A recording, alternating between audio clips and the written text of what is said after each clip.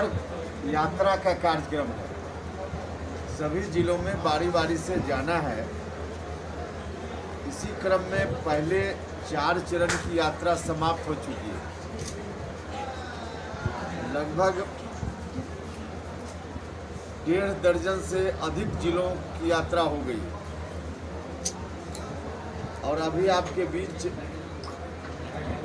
हैं मुजफ्फरपुर से होकर आए हैं शिवहर,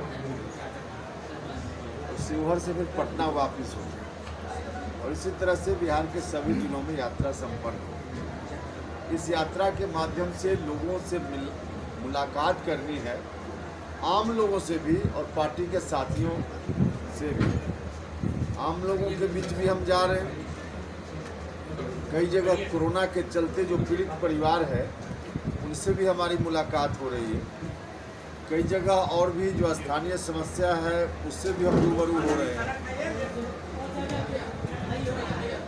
माननीय मुख्यमंत्री जी जो सरकारी योजना गरीबों के लिए चला रहे हैं उसका लाभ कितना लोगों को मिल पा रहा है इसको भी देख रहे हैं।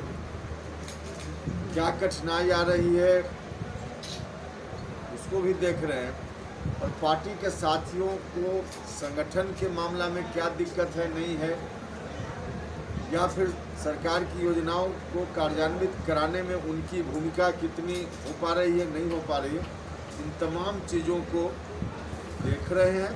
और इसी मकसद से आज हम शिवहर आए हैं। पूरे बिहार में जब यात्रा समाप्त होगी तब पटना में बैठकर हम विमर्श करेंगे कि बिहार भर से जहाँ जहाँ स्थानीय स्तर पर लोगों की कोई शिकायत होगी उसको दुरुस्त करने के लिए, या पार्टी के संगठन के संदर्भ में कोई बात होगी उसको ठीक ठाक करने के लिए फिर हम तब अंतिम रूप से समीक्षा के बाद निर्णय लेंगे, पूरी पार्टी निर्णय लेगी।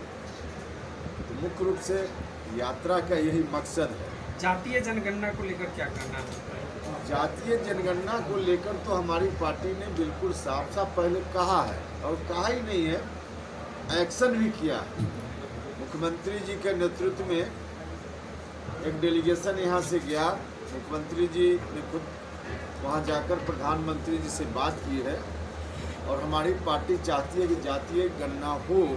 तो इस आशय का रिक्वेस्ट प्रधानमंत्री जी से मुख्यमंत्री जी ने किया है। सर, आपने मुख्यमंत्री को बताया कि ये पीएम का मटेरियल है, कैसे बताया?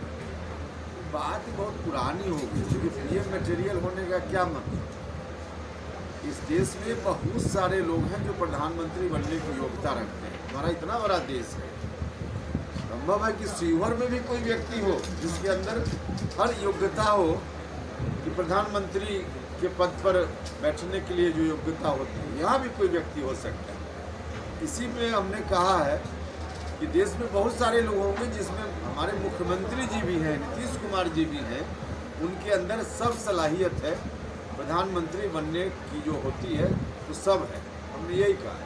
जातीय जनगणना पर अगर केंद्र सरकार और बिहार सरकार मेरे आपके पार्टी में और बीजेपी में मतभेद है, अगर केंद्र सरकार जातीय जनगणना कराने से इनकार करती है, क्या बिहार सरकार अलग से कराएगी राज्य में?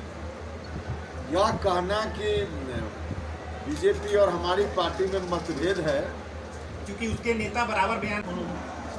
आप समझिए चीज़ों, जो जनगणना होती है उस जनगणना में आज भी जात की गणना होती है, लेकिन जात की गणना होती है सभी जात के लिए नहीं, शेड्यूल्ड कास्ट, शेड्यूल्ड ट्राइब्स के लिए। और भारत का संविधान कहता है, और बाकी संविधान की बात छोड़ भी दीजिए, हम लोग प्रायः जब लोगों के बीच जाते हैं तो दोनों तरफ कन्फ्यूजन है। जो लोग जातीय गणना के पक्ष में हैं उनके अंदर भी कन्फ्यूजन है, और जो खिलाफ में है उनके अंदर भी कन्फ्यूजन है। कन्फ्यूजन इस गणना को लेकर नहीं, कन्फ्यूजन है जो कहा जाता है कि सवर्ण जात के लोग। जलियांवाला गोली कांड के बाद सबसे अधिक शहीद इसमें हुई आज़ादी की लड़ाई, क्या उसको आज तक विकसित नहीं किया जा सका? क्या उसके विकास के लिए सरकार पहल करेगी? नहीं, अब हमको इस पर अलग से हम बात करेंगे, क्योंकि एकदम स्पेसिफिक इस विषय के बारे में हम बहुत अवेयर नहीं हैं। आपका भी यहाँ कार्यक्रम है आज? हम वहाँ जाएंगे, हमने देखा है, हम जाएंगे वहाँ, कार्यक्रम में शामिल है वह जगह। जी, उत्तर भारत का हमको लगता है जो जलियांवाला गोलीकांड के बाद सबसे बड़ा गोलीकांड है, जहाँ एक साथ 11 शहीद हुए। हमने देखा जो कार्यक्रम मेरा है उसमें हमने देखा है कि वह जगह भी शामिल है जहाँ हम विजिट करेंगे। देखते हैं, निश्चित रूप से उस जगह का सम्मान, उस जगह के डेवलपमेंट का काम तो होना ही चाहिए।